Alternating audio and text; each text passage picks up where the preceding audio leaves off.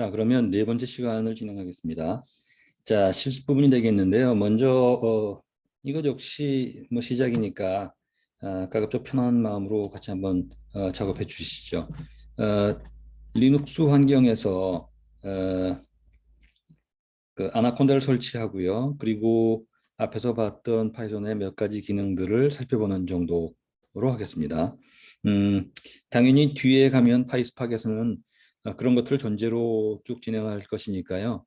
뭐 1시간 정도 좀 예상을 합니다만 뭐 짧은 시간이지만 좀 주의를 기울여 주시고요. 뭐 알고 계시다면 쭉 한번 살펴보시고 또는 파이썬에 익지 않다면 그렇다면 이번 기회에 이런 것들이 있구나, 그리고 세부적인 것들을 별도로 좀 보충하시는 그런 기회가 됐으면 합니다. 자, 먼저 여러분들께 제가 당부 말씀드리기를 버추얼박스나 VM웨어의 가상 머신으로서 리눅스, 특히 여기 우리 경우에는 지금 우분투를 사용할까 하는데 그걸 좀 설치해 주십사라는 그런 말씀을 드렸어요. 준비가 되셨는지 모르겠습니다만 혹시 그렇지 못할 경우에도요. 그것 때문에 뭐 낙오할 필요는 없습니다.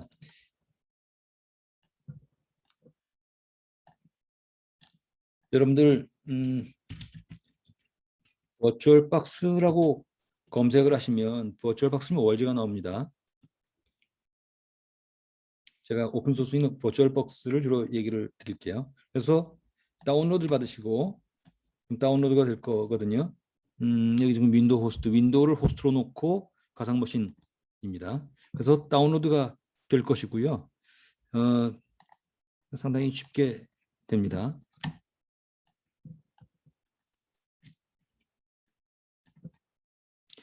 100메가짜리인데 뭐 한 5초 정도만 나왔네요. 그래서 이걸 더블 클릭하시고 더블 클릭하신 다음에 넥스트 누르시고 그냥 넥스트 다음만 누르시면 그러면 버추얼박스가 설치가 될 거예요. 그렇게 설치를 해주시고요. 자, 나오겠습니다. 그리고 나면 버추얼박스를 수행하면 설치된 버추얼박스를 수행하면 이런 식으로 될 거예요. 자, 그리고 나서 우분투를 설치하신다면 우분투는 우분투.com에서 들어가시면 되는데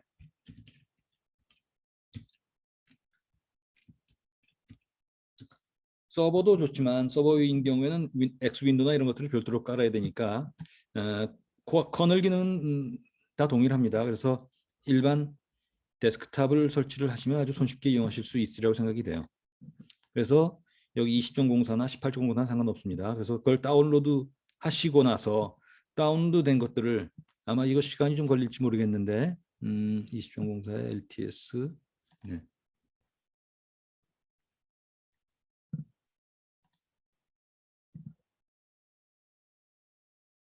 자, 그리고 나면 다운로드가 되는군요.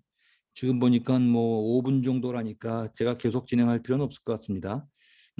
어쨌든 그러고 나면 버추얼 머신이 나올 거고요.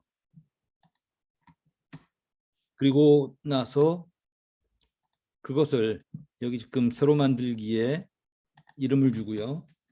근데 우분투를 준다든지 주고 그다음에 다음으로 넘어가서 메모리 설정을 하고 메모리를 예컨대 8기가를 줄까요? 그리고 만들고 나서 다음을 계속 누르시면 됩니다. 그 다음에 디스크는 예컨대 한 100기가를 준다고 하죠.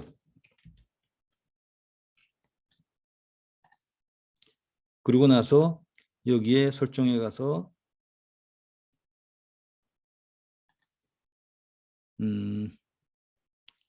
저장소로 가시면 되겠네요. 그리고 저장소에 가서 저장소 컨트롤러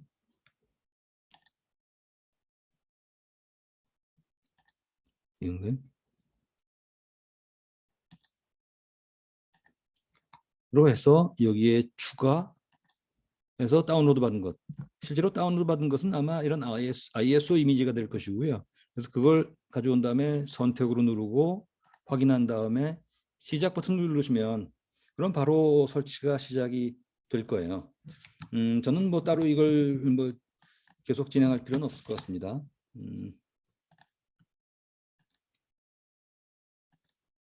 자, 나오겠고요. 자, 그래서 어찌 될 거냐 하면 완전히 나와버렸네요. 다시 가야겠네요. 자, 그래서 여러분들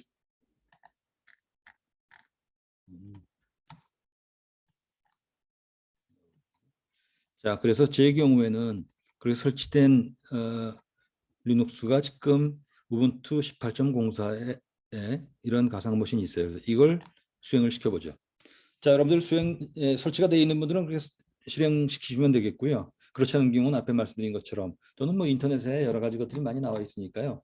그래서 가상 머신 형식으로 이용을 하면 여러분들 노트북 같은 데서도 손쉽게 이용할 수가 있습니다. 그래서 설치해서 같이 이후의 작업들을 같이 진행하셨으면 합니다.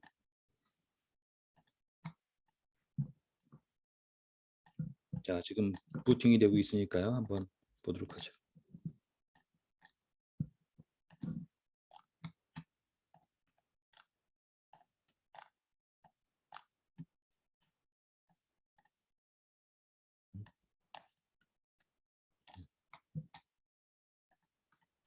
자, 부팅이 되고 있을 것이고요.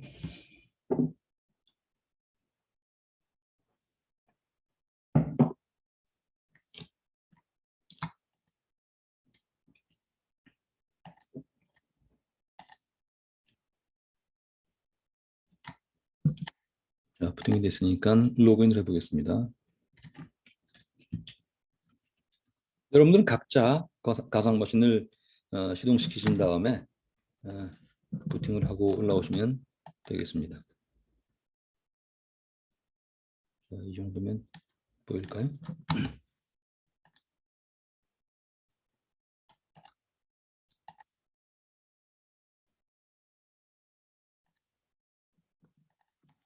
자, 올라왔네요.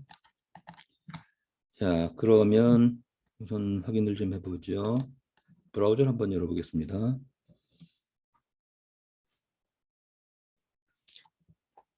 자, 여러분들 우리가 지금 우분투 리눅스에서 작업을 하는데요. 파이썬 역시 마찬가지 지금 이 환경으로 우리가 지금 적응 겸 하겠습니다. 네트워크가 지금 설정이 안 돼 있네.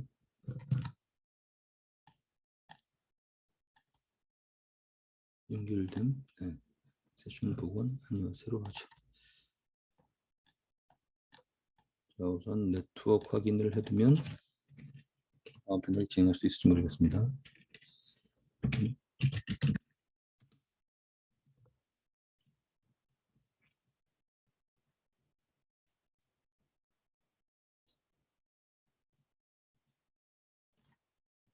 자, 네트워크 정상적으로 연결된 것 같고요. 그러면 여기서도 일단 만들어 놓고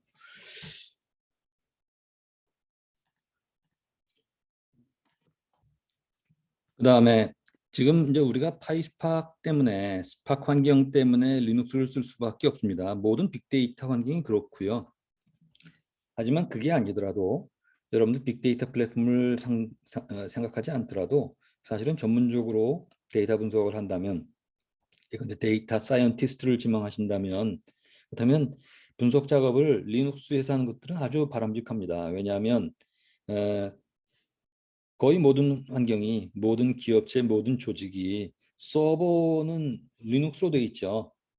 그러니까 분석자의 PC도 리눅스 환경으로 맞춰 놓으면 그러면 나중에 서버의 데이터를 가져온다거나 결과를 업로드 시킨다거나 아니면 우리 지금처럼 그 서버 클러스터를 이용하거나 할 때 아주 효율적으로 이용할 수 있거든요. 근데 윈도우 경우에는 예컨대 그런 통신 기능도 좀 미약한 부분들이 있고 그다음에 예컨대 데이터의 엔코딩 부분이요. 이런 것들이 마이크로소프트 같은 경우는 CP94구나 아니면 특히 뭐 마이크로소프트 같은 경우는 각각 뭐 데이터베이스, SQL 서버 같은 데이터베이스의 코드가 각각 다르기도 하고 뭐 이런 문제 때문에 서버의 UTF-8이나 이런 것들하고 맞춰주는 이런 문제들이 생기지 않습니까? 그래서 가급적 서버 환경을 동일하게 가져가시기를 부탁을 드립니다. 그런 것들을 권장을 하고요. 그 다음에 자, 우선 우리가 아나콘다 설치를 좀 해보도록 하죠. 지금 제 경우에는 아나콘다가 설치되어 있는 상태이긴 하지만 여러분들 그렇지 않은 분들을 위해서라도, 왜냐하면 우리가 지금 어쨌든 시작 때처럼 끝날 때까지 거의 대부분의 분들이 같이 진행을 해야 되니까요. 이렇게 볼까요? 인스톨 아나콘다 우분투 정도를 찾아볼까요? 그리고 지금 여기에 사실은 제가 지금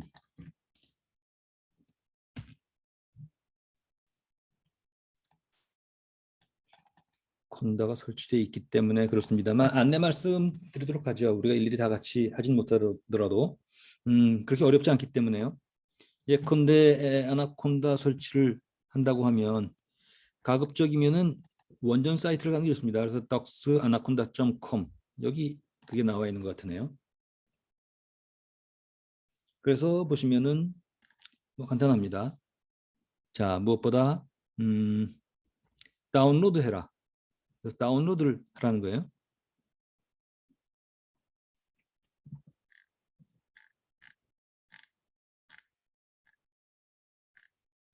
자, 밑에 쪽으로 쭉 오시면은 아나콘다 인스톨러에 윈도우, 맥OS, 리눅스, 아마 윈도우 같은 경우 많이 사용하셨을 텐데, 그래서 여기서 64비트의 인스톨러를 다운로드 받도록 하죠. 그래서 이거를 저장을 누르면 아마도 여기에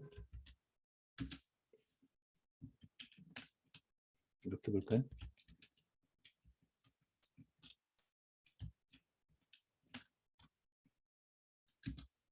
보시면 지금 아나콘다가 다운로드 되고 있네요. 자, 그리고 여기서는 다시 들어가도록 하죠.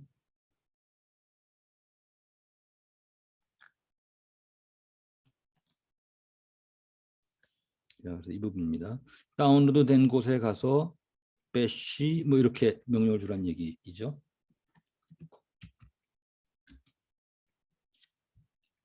자, 뭐 들어가 주겠네.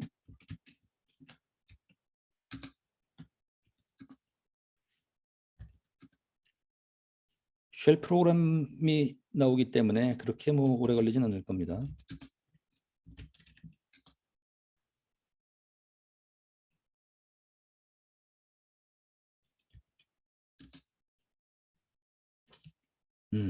다운로드 됐네요. 기존에 있었기 때문에 하나만 하면 되겠습니다. 자, 그래서 여기 보시면 다운로드가 되고 나면 그 다음에 이렇게 하라는 것이죠. bash하고 지금 현행 디렉터리에 있으니까 여기서 지금 아나콘다에 .sh 하고 엔터를 치면 그 다음부터 명령 나오는 질문 나오는 대로 하면 됩니다. 그래서 설치할 거냐 엔터 대부분 엔터입니다. 로 하게 되면 바로 설치가 돼요. 뭐 그것뿐입니다. 여기 설명 나와 있는 대로 쭉 하시면 되고요. 그러고 나면 저는 설치가 되어 있으니까 나오겠습니다.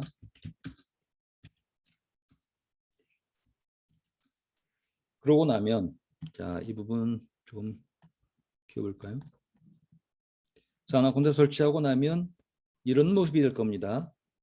이 얘기는 앞에 제가 가상환경 얘기를 했었죠. 가상환경이란 서로 다른 버전의 파이썬 환경을 병렬적으로 설치해 놓고 우리가 선택적으로 이용할 수 있도록 한다. 예컨대 2.7 버전, 3.3 버전 등등입니다. 그렇게 가상환경을 만들고 우리가 이용을 하게 되는데요. 예컨대 보시죠. 그러면 그 가상환경 목록은 콘다 명령은 원래 PIP 명령, 리눅스의 pip 명령이 있죠. 파이썬 인스톨러 명령입니다. 와 동일한 것이거든요. 다만 리포지터리 관리를 콘다에서 해주기 때문인데 그래서 콘다에 env 리스트 하면 콘다에 지금 예컨대 지금 저는 제 컴퓨터에서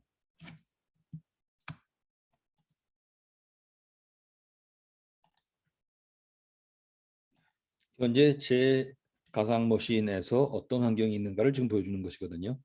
그래서 지금 여러분들이나 마찬가지지만 새로 가상 환경을 하나 만들어 보도록 하겠습니다. 그래서 콘다 create 하이픈의 name 그 다음에 예컨대 뭐로 할까요? 3명 38 버전으로 하죠. 이라는 가상 환경을 만들도록 하죠. 그 다음에 파일은 3.8 버전으로 하겠다. 라고 하면 새로운 가상 환경이 만들어질 거예요.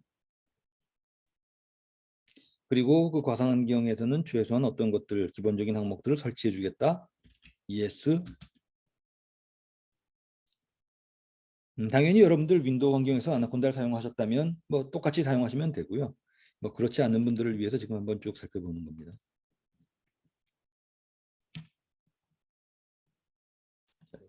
이렇게 내려도록 할게요. 내리겠습니다.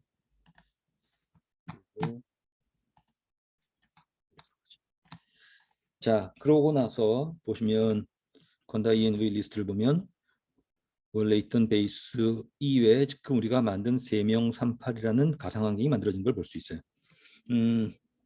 그러면 conda activate 3명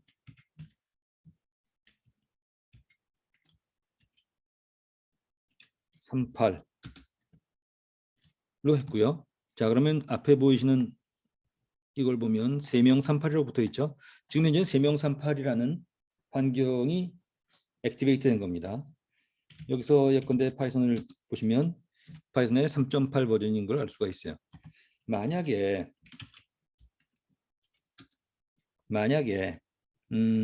베이스로 돌아간다면요. conda deactivate 시키시면 베이스로 돌아가고요. 여기서 만약에 conda create name 3명 27 그 다음에 파이썬 equal 2.7로 하면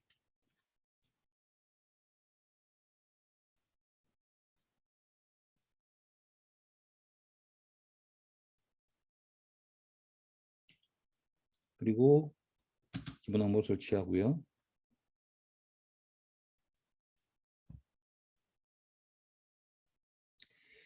그러면 conda env 리스트를 주면 지금 베이스 환경과 3명 27 환경과 3명 38 환경이 있습니다. conda activate 3명 27로 가서 파이썬을 보면 파이썬 2.7 버전이고요.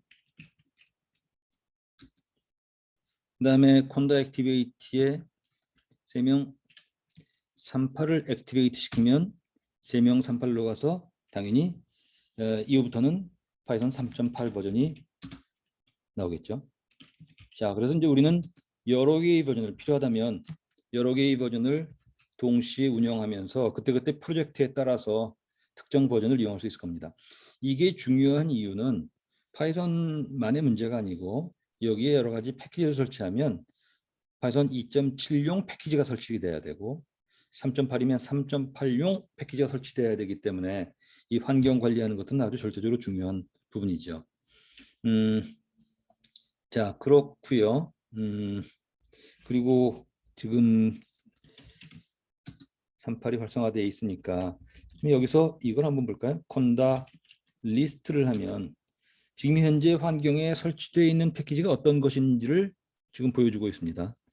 그래서 보시면 예컨대 파이썬은 3.8 버전인데 SQLite와 휠과 이런 것들이 있고 데이터 분석용은 뭐 거의 없는 걸 볼 수 있네요. 자, 그러면 여기 몇 가지만 우선 급한 대로 설치를 해보겠습니다.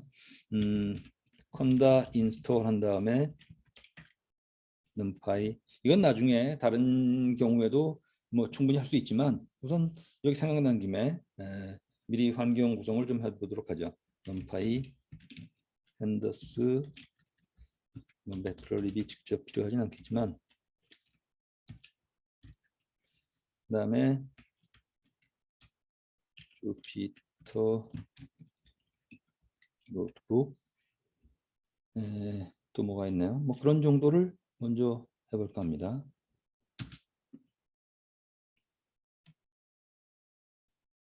그러면 다른 환경, 다른 가상 환경에서는 이런 것이 설치되지 않았지만 3명38에서만 설치되는 것이죠.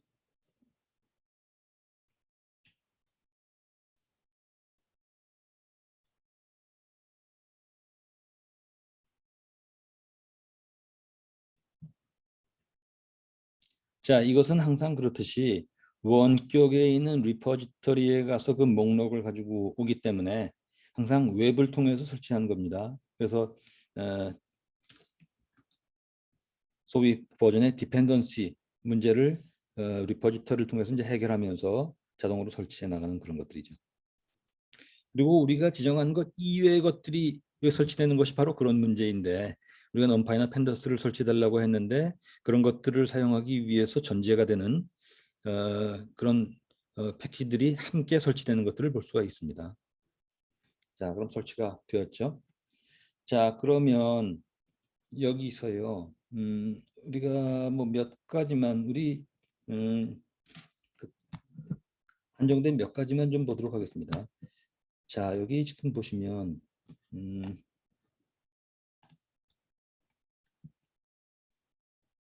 이게 보이시나 모르겠습니다. 제가 이거를 만들게요.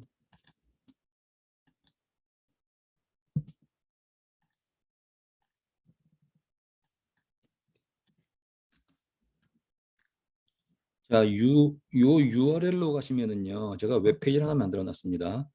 그래서 우리 첫 번째 시간, 둘째 시간, 셋째 시간 중에 지금 세 번째 시간, 네 번째 시간이 되겠네요. 이것도 좀 바꿔야겠네요.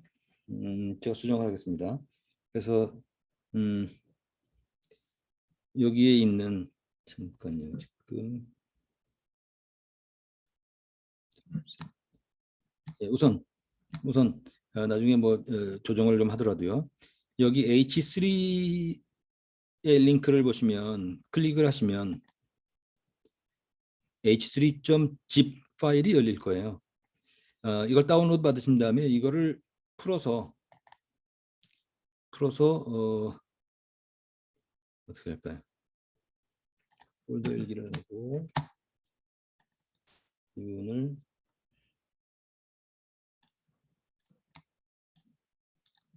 줄 풀어서 이렇게 하죠.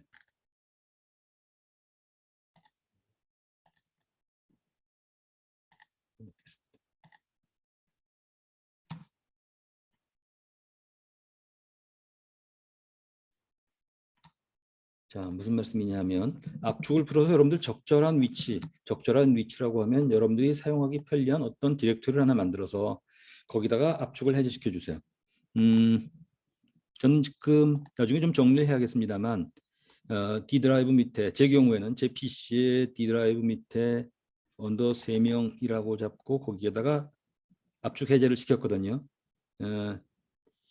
이렇게 이용을 할 것이고요. 여러분들은 여러분들 나름대로 가장 편리한 곳. 왜냐하면 여기에 이제 데이터도 수록하고 우리가 시간이 경과됨에 따라서 다음 시간에 필요한 것들, 데이터나 이런 것들은 여기다 올려놓으려고 하거든요. 자, 이것들을 이용해 주시는데요.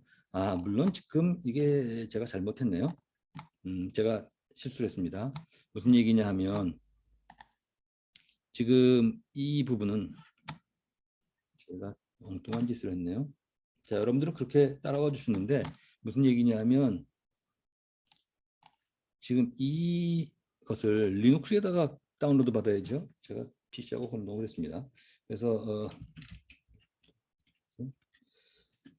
P equal 2916이네요. 가져오고 이게 뭐예요? 비즈니스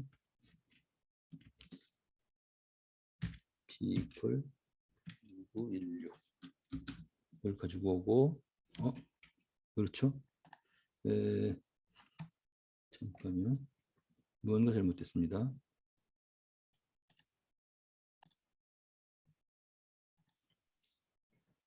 네, 약간의 착오가 있었고요. 어쨌든 여러분들은 이 사이트에 가서 이 웹페이지에 가서 H3를 다운로드 받은 다음에 작업 공간을 하나 정해서 거기다가 풀어놔 주시기 바랍니다.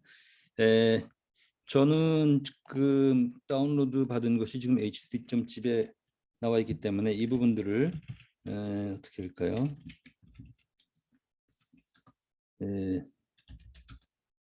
여기에 소스 코드가 있고요. 그러면 여기다가 옮기도록 하죠. move에 여기 밑에 다운로드에 있는 h3.zip을 홈 밑에 있는 소스 코드에 가지고 와서 그러면 소스 코드로 것을 보고요. 그 다음에 onzip에 이렇게 하죠. 예, 그대로 해도 되겠습니다. onzip에 h3.zip을 풀도록 하죠. 그러고 나면 지금 이 부분에 그냥 나와 있네요. 이것들을 make DLL H3를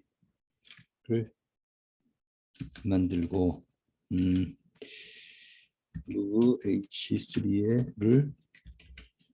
H3로 보내도록 하죠.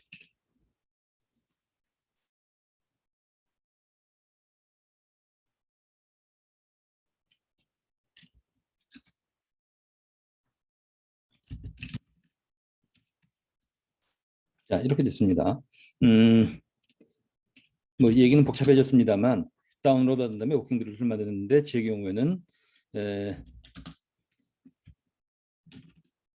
H3로 지금 왔어요. 그래서 다운로드 받은 파일들이 이렇게 아마 여러분들도 같은 상황이라고 생각이 듭니다.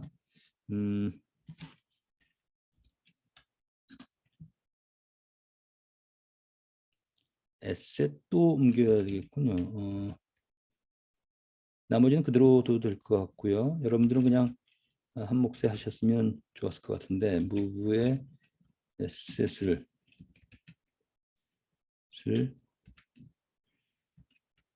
H3 밑으로 옮겨달라. 다시 H3로 가면 이렇게 됐겠네요. 자, 이겁니다. 자, 그 다음에 우리 윈도우에서 작업하셨다면 그대로 주피터 노트북으로 일단 쉽게 시작을 해보도록 하죠. 노트북.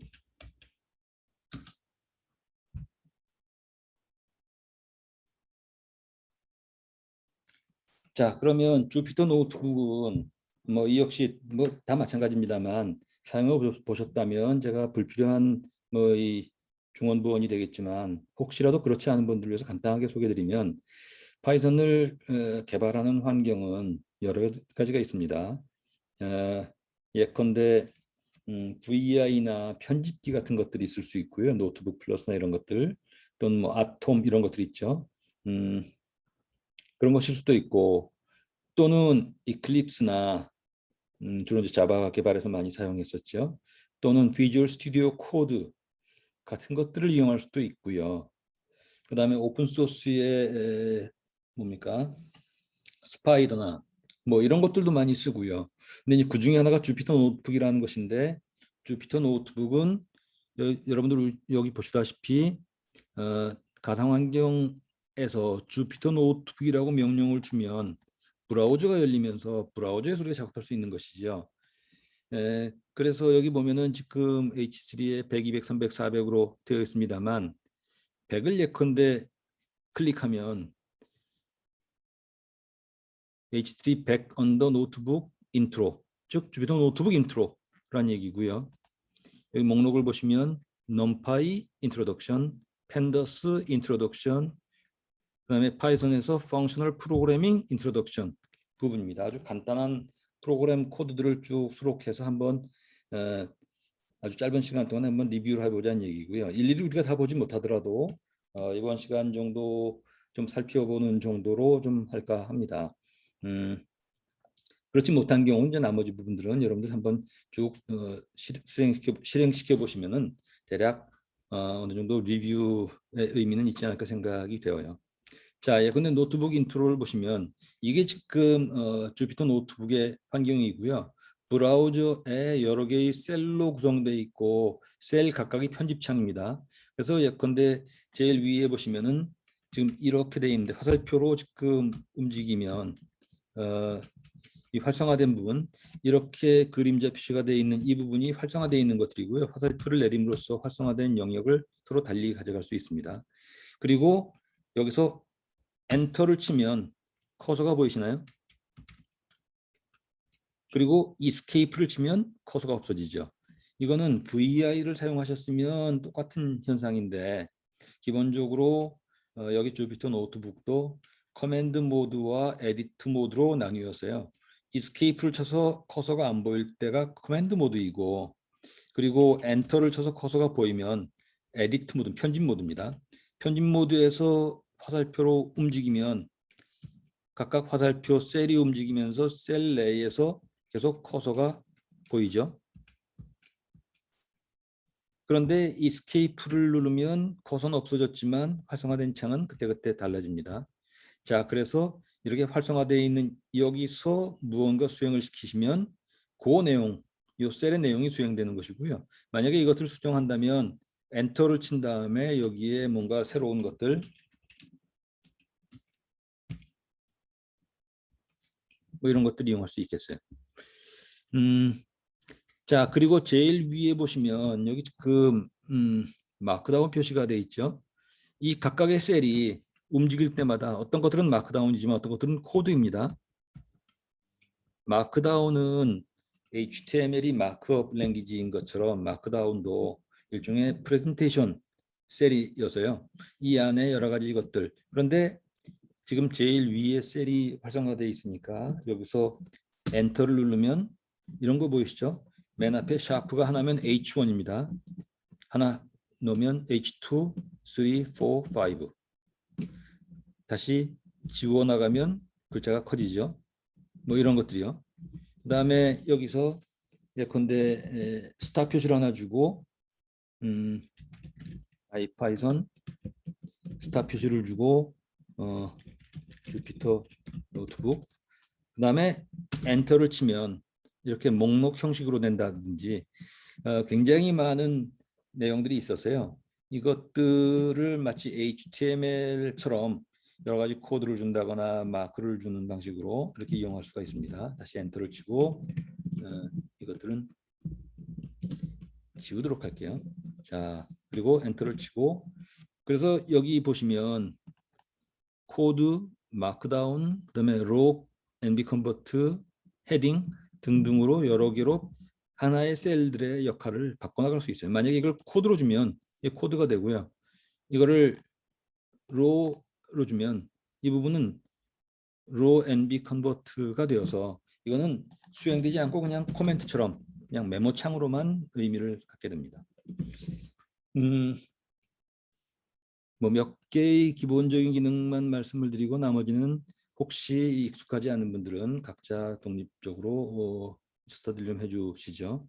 자, 여기 것들을 코드로 바꾸거나 Y로 누르면 코드가 바뀌게 되죠. 그 다음에 만약에 여기에 인서트를 주면 인서트 셀 어버브, 그럼 위의 창, 그래서 여기다가 다시 또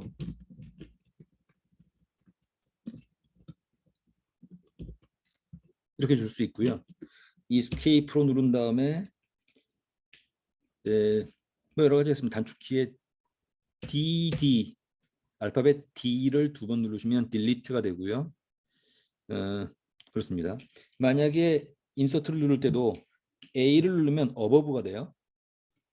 그 다음에 셀을 내린 다음에 B를 누르면 below가 됩니다. 그래서 이렇게 단축키를 이용할 수도 있습니다. 자, 그리고 이들 각각마다 여기 지금 코드 모드인 경우에는 코드가 수행이 되죠. 그래서 len이라는 명령이요. 그 개수, 리스트나 이런 엘리멘트의 개수를 따지는 것이죠. 여기에 대한 help를 보여달라. 그러면 help는 결국 docstring이 보여주는 것이고요. 이런 것들은 퀘스천 마크로도 가능하다. 자, 그 다음에 여기 지금 square라는 함수를 지정했네요. 그리고 나서 help로 square를 보니까 여기 지금 docstring이 나와 있는 내용들, return 이 내용들이 이렇게 나오는 걸 볼 수 있죠. 그죠? 여기 지금 트리플 쿼테이션으로 준 docstring, document string 값이 help로 우리가 보면 그 내용으로 나타나는 것이죠. 또는 여기에서는 주피터 노트북에서는 퀘스천 마크를 2개 주면 소스 코드가 보입니다. 보이도록 되어 있는데 지금 그냥 참고만 해주시고요. 자, 그 다음에 뭐 이런 것들이요. 만약에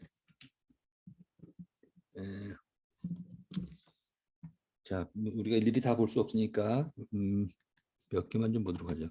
자, 여기 지금 보시면은 지금 마크다운입니다. 마크다운 표시되어 있는 것에서 보시면은 수식 표현들도 여기 보시면 달러로 묶거나 달러로 묶으면 이 안에 들어간 것들이 수식으로 표현이 돼서 우리가 이제 여러 가지 분석 작업을 할 때 수식들을 여기다 집어넣을 수가 있어요. 그래서 이렇게 집어넣은 것들 그렇게 되면 여기에 원금의 이율 곱하기 복리 계산으로 해서 무슨 복리 계산 그런 프로그램이다. 뭐 이런 것들 나타낼 수 있습니다. 자, 밑에 보시면 그런 내용들에 관한 것이 쭉 나와 있으니까 한번 살펴보시기 바라고요. 일단 이 내용은 넘어가겠습니다. 여기 지금 보시면 예컨대 스케일러블 벡터 그래픽 그래서 이런 것들을 처리하면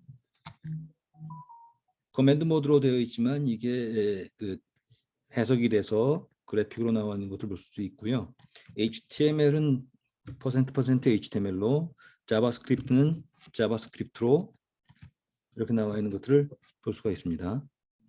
여기 좀 줄리아 인터프리터가 지금 없기 때문에 그렇죠. 자, 등등이고요. 그 밑에 부분들은 쭉 보시면 알겠지만 여기 지금 이미지가 아마 캐릭터.jpg가 제가 안 가져온 것 같은데 어떤 형식이든 만약 이미지 데이터가 있으면 이미지 데이터를 놓고 이미지 라이브러리 함수를 임포트한 다음에 이용할 수도 있습니다. 웹에서 직접 가져올 수도 있고요. 자, 이거는 이렇게 해야겠네요. 이 것들을 가져오고 그러면 ipython.display 모듈에 있는 이미지 함수를 가지고 와서 그 이미지 함수에 웹 링크를 줌으로써 거기에 원격에 있는 이미지를 가지고 와서 뿌려준다. 뭐 이런 것이죠. 자, 그런 정도의 말씀을 드리겠습니다. 자, 그 다음에 numpy 부분을 보면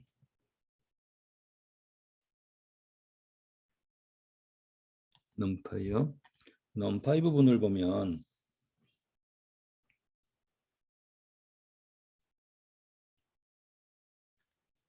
다른 것들은 다 동일합니다. 그런데 numpy에 대한 소개를 하는 그런 간단한 예제이고요. 여기 지금 보면은 파이썬의 데이터 모델 중에 파이썬의 인티저 뭐 이런 게 나와 있는데 사실은 이건 제가 어떤 의미로 쓴 것이냐면 여러분들 파이썬에서 숫자 값을 쓰면요. 예컨대 C나 C++를 쓰시면 그냥 int 하고 어떤 변수를 주거나 아니면 그 값을 value 값을 지정하면 끝납니다. 그것은 데이터를 선언하는 방식으로 스태틱 타이핑이죠. 앞에 파이썬이 다이내믹 타이핑인 반면에 그런데 파이썬에서는 다이내믹 타이핑을 이용하기 때문에 예컨대 인티저 같은 경우에도 사실 파이썬의 소스 코드를 보면 이게 C 코드이거든요. C로 스트럭처 인티저 타입의 데이터 타입을 지정했는데, 보면 인티저가 단순히 인티저가 아니라 인티저 데이터 타입을 만들면서 거기에 여러 가지 그 추가적인 기능들을 만드는 걸 볼 수 있어요. 자, 이렇게 모든 데이터 타입이 파이썬에서는 전부 오브젝트 타입이라는 것들을 여기 지금 표시하고 있습니다. 그러니까 인티저가 그냥 인티저가 아니고 C에서의 인티저를 가지고 와서 여러 가지 기능들을 추가한 인티저를 만들었다. 그래서 하이 레벨 랭귀지 역할을 하고 있다. 뭐 이런 얘기이죠. 자, 그 다음에 보시면 지금 레인지 타입, 레인지도 레인지 오브젝트가 별도로 있습니다만 리스트로 변환시키니까 리스트로 풀어줬고요. 그래서 그것들의 타입, 그래서 L의 첫 번째 엘리멘트를 보니까 인티저 타입 뭐 이런 것이죠. 만약에 이렇게 되면 리스트 타입이고, 앞에서 본 것처럼 이렇게 주면 그 안에 엘리멘트는 인티저 타입이고 등등을 볼 수가 있습니다. 자, 그 다음에 밑으로 보시면 원래 넘파이에 파이썬에 어레이 모듈이 있다고 했어요. 그래서 임포트 어레이하고 어레이로 가지고 보면 지금 이 타입은 A는 어레이 데이터 타입입니다. 그런데 만약에 넘파이를 가지고 오면, 우리가 지금 넘파이가 설치되어 있기 때문에 임포트 넘파이하고 넘파이의 버전을 보면 지금 이제 설치되어 있는 것들은 1.20.3이라는 걸 볼 수가 있습니다. 그리고 넘파이를 가지고 와서, 그리고 매트플립의 파이플럿. 매트플립은 우리가 따로 설명은 안 드립니다만 플러팅하는 것이라고 얘기를 했죠. 그래서 랜덤 넘버를 가지고 오는데,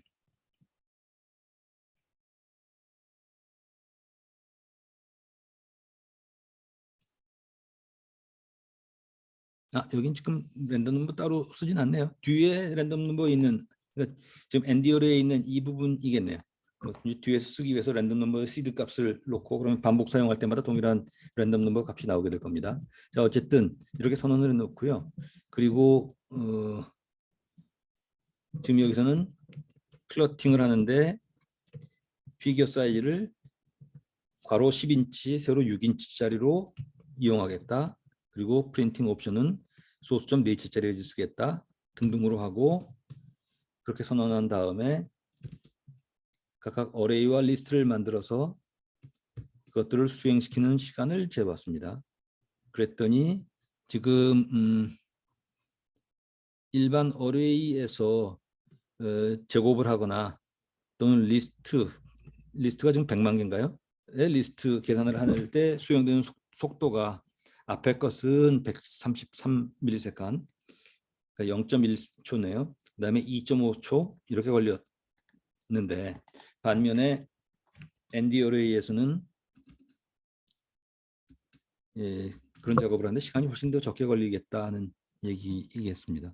그 시간 측정하는 부분은 아예 또 제가 뺐군요. 지금 단축해서 가져오느라고 뺐습니다만, 어쨌든 ND어레이를 쓰면 훨씬 더 시간이 절약되는 것들을 우리가 여러모로 이제 확인할 수가 있습니다. 자, ND어레이를 만들 때는 numpy 임포트해서요. 지금 import numpy as np에서 np라는 이름으로 에일리어스를 별명을 np로 잡고 임포트한 다음에, 그러면 원래 리스트가 있는데 데이터1이라는 리스트가 있습니다. 근데 그 리스트를 가지고 ARR이라는 ND 어레이를 만든다. 만들고 나서 보니까 그것들은 일반 어레이가 아니라, 또는 여기서는 리스트였겠죠. 무슨 얘기냐면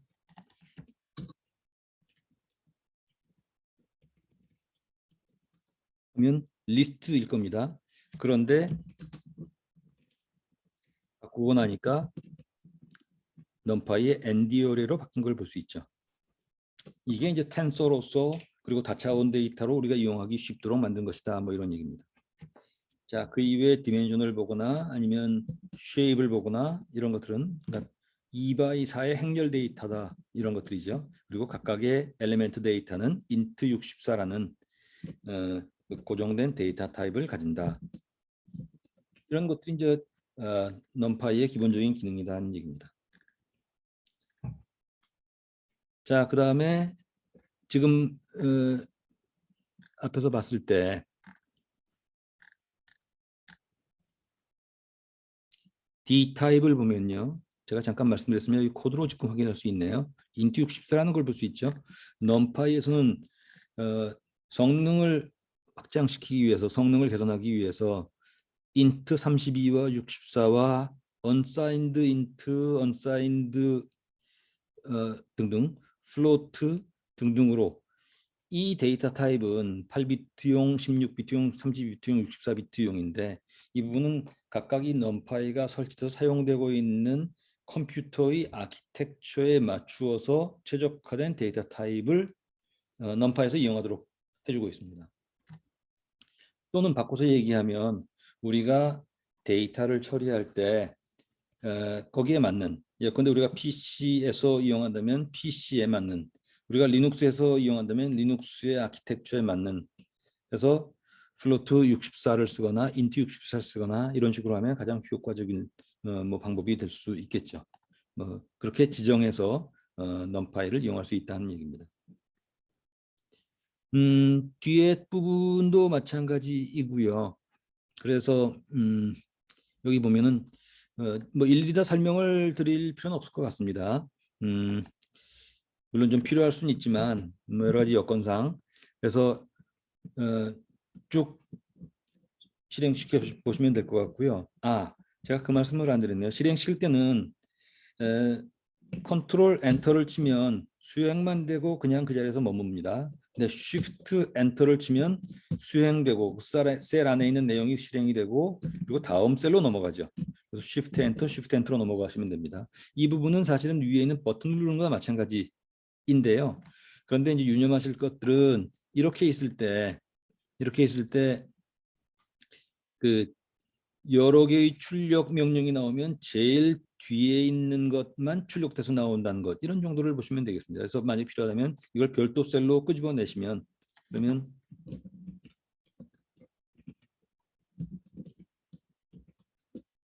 따로따로 볼 수 있죠. 그래서 동일한 데이터 값을 가지지만 이 부분은 일반 어레이인 반면에 아니네요. 이거는 앞에서 플로트 64로 잡혔으니까 플로트 64인 반면에 여기서는 그 as 타입으로 D 타입을 바꾼 뭐 그런 모습이 여기 지금 보이고 있습니다. 기본적으로 그런 ND 어레이를 기반으로 여러 가지 연산 작업을 하는 예들이 쭉 나와 있고요. 말씀드린 대로 Shift Enter를 치면서 하나하나 확인해 나가고 필요한 사항들은 웹 검색을 하면 뭐 어렵지 않게 보실 수 있을 것 같아요. 상당히 또 방대한 내용이긴 합니다만 우선 기본적인 사항들만 이해하시면 우리가 파이스팍을 이용하는데 뭐 크게 불편함은 없을 것 같아요. 자, 300을 보겠습니다. 펜더스에 대한 얘기입니다. 펜더스는 말씀드린 대로 패널 데이터 시스템인데 엑셀이나 데이터베이스의 모든 기능을 가지고 있다, 이런 말씀을 드렸죠.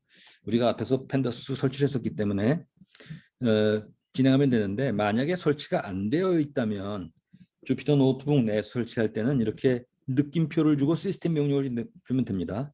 즉 느낌표 주고 콘다 인스톨 펜더스 하면 설치가 될 거예요. 또 pip 인스톨하고 펜더스를 주거나, 이거는 뭐 콘다나 pip는 다 동일한 내용이니까 여기에 또는 무슨 이렇게 하면 사이클런이 수행되겠네요. 그래서 수행시키면 되고요. 만약에 이미 설치가 되어 있다면 수행했을 때 설치되어 있는 것들은 건너뛰고 넘어가니까 그대로 이용할 수가 있습니다.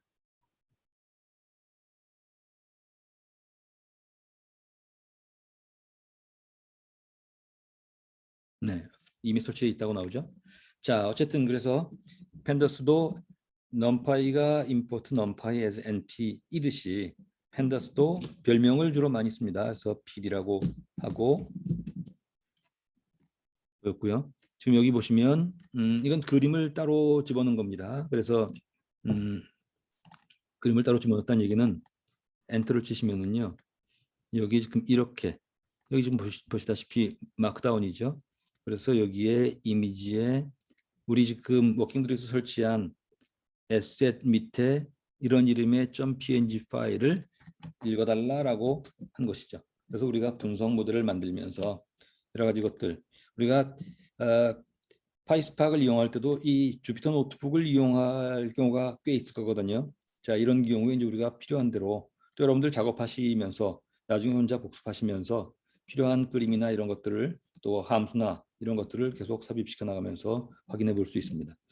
자, 데이터 프레임을 만들 때는 예컨대 이런 딕셔너리인데 딕셔너리 안에 키와 밸류가 있는 이런 데이터라는 변수에 딕셔너리가 있네요. 데이터를 보면 이렇게 되어 있습니다. 여기에 대해서 pd.데이터 프레임하고 데이터를 만들면 purchase라는 이름의 데이터 프레임이 만들어집니다. 그래서 수행을 시켜보면 이렇게 수행된 걸 볼 수 있죠. 즉 여기 지금 이런 딕셔너리를 가지고 데이터 프레임을 만들어서 데이터 프레임을 수행시켜 보니까 이렇게 만들어졌다. 펜더스의 제일 그 강력한 힘은 인덱스에 있습니다. 그래서 인덱스가 여기 따로 안 주었기 때문에 지금 0, 1, 2, 3, 4로 되어 있지만 인덱스를 주면 예컨대 그 다음이 그렇게 나와 있네요. 타입을 주면 데이터 프레임을 볼 수 있고요. 자, 이번에 purchase라는 이름으로 다시 업데이트를 시키는데 데이터 프레임의 데이터는 앞에 이 데이터 변수를 가지고 그런데 인덱스 이퀄하고 리스트를 줬습니다. 이거 보니까 여기 인덱스가 여기 지금 준, 로버트, 릴리 등등으로 이 인덱스가 잡히는 걸 볼 수 있죠. 이 인덱스가 파이썬에서는 펜더스에서는 하이라키컬 인덱스일 수도 있고요. 여러 단계로 주고 그걸 조건으로 여러 가지 계산들을 할 수 있기 때문에 아주 강력한 기능으로 이용할 수 있습니다. 퍼치스 데이터를 아마 제 생각에는 확인해 보면 되겠지만 제 기억에는 에셋에 있을 거예요. 앞에 우리가 설치한 거에 에셋 밑에 데이터 파일을 몇 개 놨을 거거든요. 그래서 그렇게 이용하시면 됩니다. 좀 불편하지만 일일이 좀 수정을 해주시는 게 좋겠네요.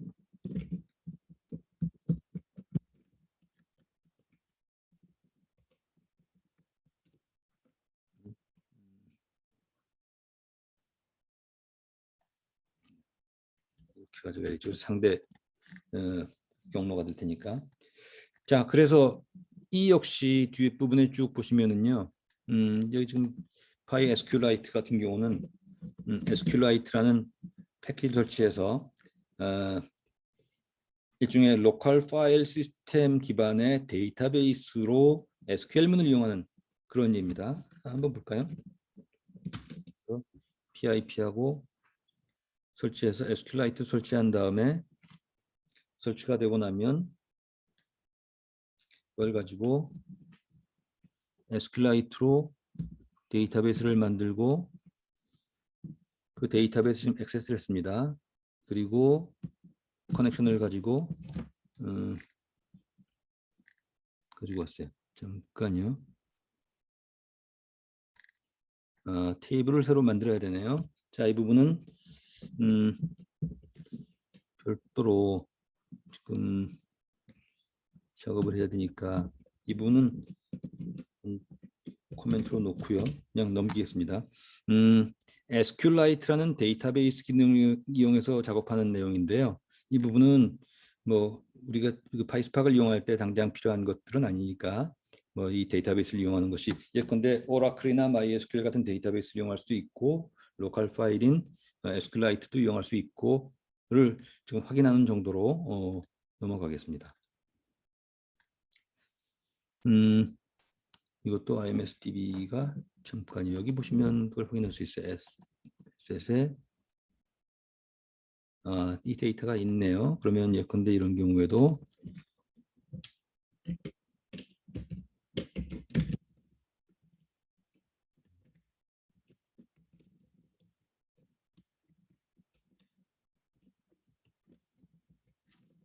보면 이렇게 데이터가 보일 겁니다. 자, 다시 보면 예컨대 SS에 지금 CSV 파일 있죠? 클릭해서 보면 이런 데이터 파일인 걸 볼 수가 있어요. 이 데이터 파일 .csv 파일을 가지고 펜더스에서 읽어드려서 데이터 프레임으로 만든 얘기입니다. 즉 pd.read_csv의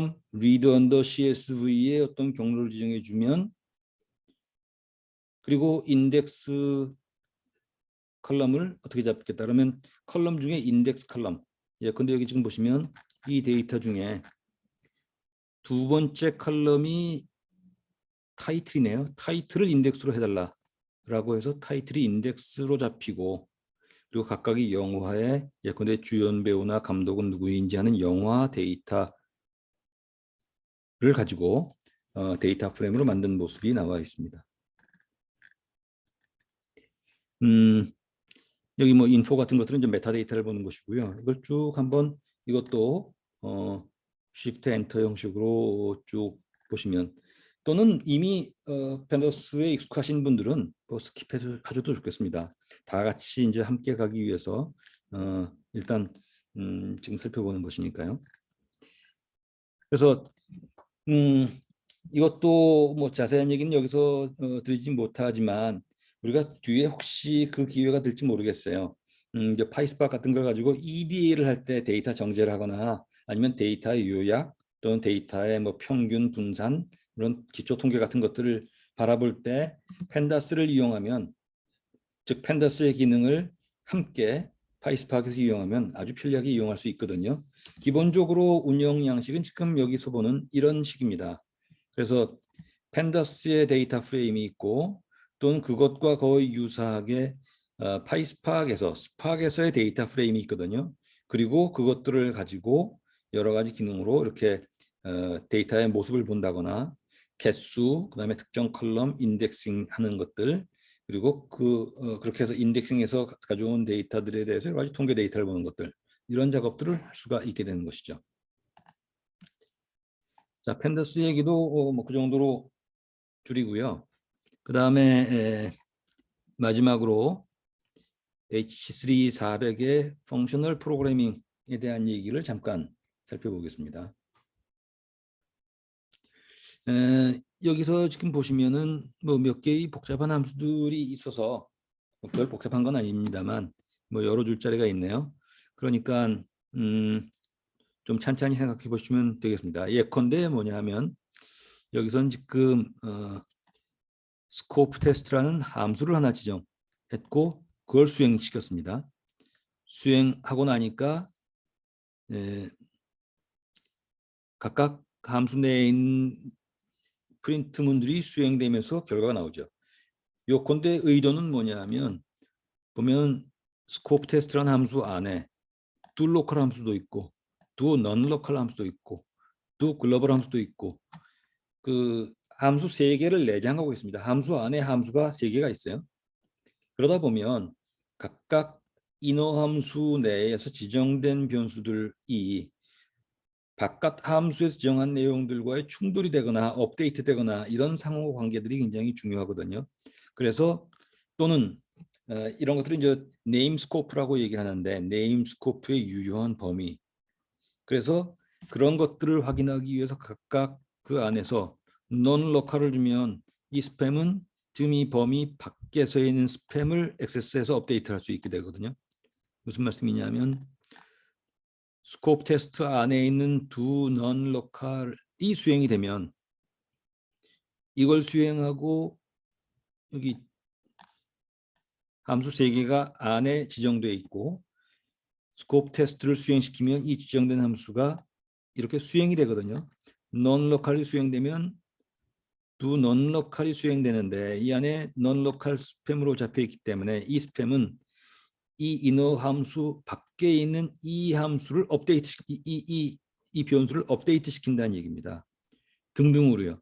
원래는 로컬 변수는, 함수 내에 있는 로컬 변수는 로컬 내에서만 유효하지만 non 로컬을 주면 밖에 있는 변수를 액세스해서 업데이트가 가능하다.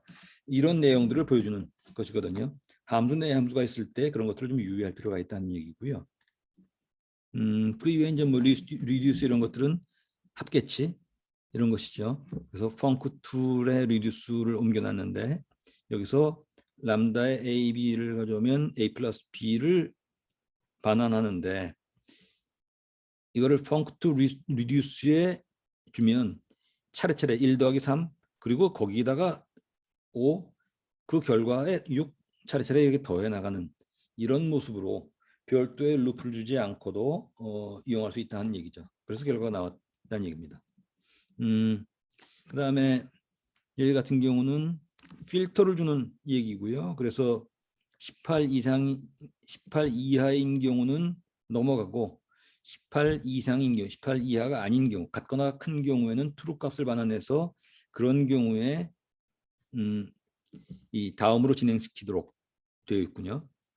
그래서 18 이상인 것들만 출력하는 뭐 그런 내용이 지금 여기 잡혀 있습니다. 자, 그래서 이고요. 여기 지금 에러가 나는 것들은 의도적입니다. 예컨대 이렇게 def yellow 예리라는 함수를 만들어 놓고 이걸 수행시켰더니 이렇게 결과가 나왔습니다.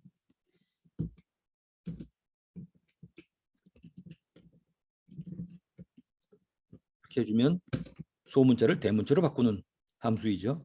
그런데 이 함수 yell이라는 함수를 바크의 이름에 줬어요. 그리고 바크를 주니까 바크도 대문자로 바뀌었습니다. 하지만 그렇게 준 다음에 이번에는 del 변수를 없앴어요. 함수를 가지고 있는 변수를 없앴죠. 그러고 나니까 에러가 난다. 없어졌다는 얘기죠. 이게 에러가 나는 게 의도적인 것이다 하는 얘기입니다. 그 다음에 바크는 그대로 유효하더라. 그래서 다이내믹 타이핑의 예이고요. 말씀드린 것처럼 그 이후에 계속 보면은 예컨대 지금 보시면 여기 지금 예리란 함수가 지금 지웠기 때문에 없어졌겠죠. 그러면 지워서 없어졌으니까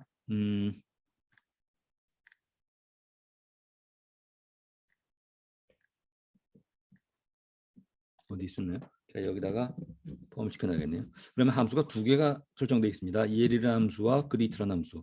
근데 예는 텍스트를 받고 대문자로 변환시키는 반면에 그리트는 펑션을 받고 그 펑션을 수행시키는 내용입니다. 그래 놓고 그리트에 예를 주었어요. 주니까 대문자로 바뀌었다는 얘기죠. 자, 만약에 어떻게 됩니까? 예리 아니라 폴라이트 주고는 아주 공손한으로 주고 그리트에 폴라이트 주면 폴라이트 함수가 수행되는 함수. 뭐 이런 얘기입니다. 그래서 함수형 언어의 기능이라는 것은 벡터라이제이션으로 반복문 처리를 줄이고 그리고 이렇게 함수 내에 함수를 주거나 함수 안에 함수가 있거나 함수 수행 결과를 함수로 리턴하는 그 예가 지금 여기 나와 있네요. def whisper로 주고요. 이 부분은 중요하니까 좀 시간이 어떨지 모르겠습니다만 이걸 마치고 쉬고 다음 시간을 좀 짧게 가져가는 걸로 해야 되겠네요. 자, 여기 마지막 몇 가지만 보면서 함수형 언어 기능이라는 것들을 한번 점검하거나 기억을 상기시켜 주시기 바랍니다. def whisper라고 주면 텍스트를 준 다음에 텍스트를 low 즉 소문자로 바꿔주는 그런 함수입니다.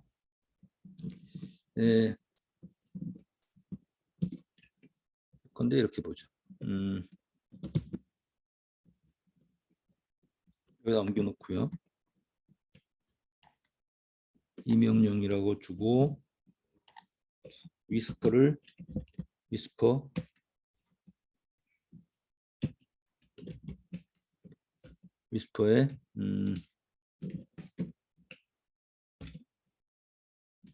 주고 주면 소문자로 바뀌었죠. 그 다음에 그리트에 whisper를 주니까 전부 소문자로 바뀌었다 하는 얘기죠. 왜냐하면 여기 지금 text.lower 함수를 수행시키는 리턴 값으로 주었으니까요. 자, 그런 내용들이고요. whisper 스펙에서는 whisper가 없으니까요.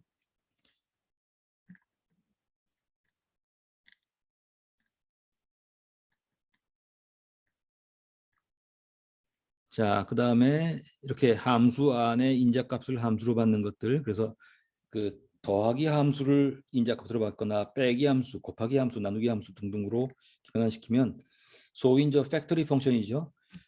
펑션 팩토리 그 함수를 만들어내는 함수, 이런 것들도 이제 함수형 언어 기능의 대표적인 예가 되겠습니다. 그 내용들이 쭉 나와 있고요. 데코레이터 부분도 나와 있네요. 그래서 이 부분들 혹시라도 조금 여유가 되면 뒷부분에 좀 보충해서 우리가 진행할 때 파이스팍을 얘기하면서 지금 얘기하는 함수형 언어 기능이 어떻게 활용되는지 하는 부분들을 좀 더 보충해서 말씀드리도록 하고, 시간이 너무 많이 지체되니까 대략 이것도 이후 부분은 여러분들 한번 쭉 수행하면서 결과를 한번 대조해보고 하시기를 권하면서 대략 이번 시간을 마칠까 합니다. 요건데 뭐냐 하면 지금 우리가 한 것은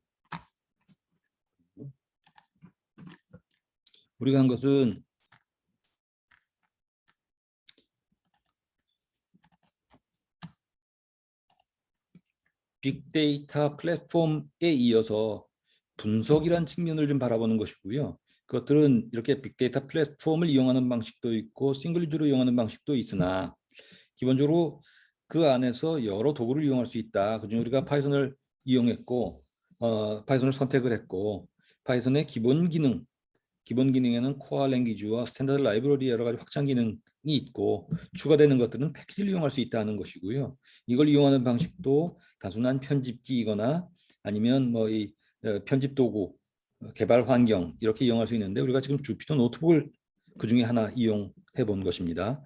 대상이 된 것은 기본적으로 데이터 분석의 가장 기본이 되는 엔디어레이를 기반으로 하는 넘파이 패키지에 대한 것들, 그 다음에 시계열 데이터 분석을 위해서 만들었지만 엑셀이나 데이터베이스의 거의 모든 기능을 커버하고 있는 팬더스의 얘기들, 그리고 파이썬이 단독형으로 쓰일 때, 그러니까 빅데이터 플랫폼과 별개로 단독 PC로 쓰일 때도 여기 그 내용들이 있었군요.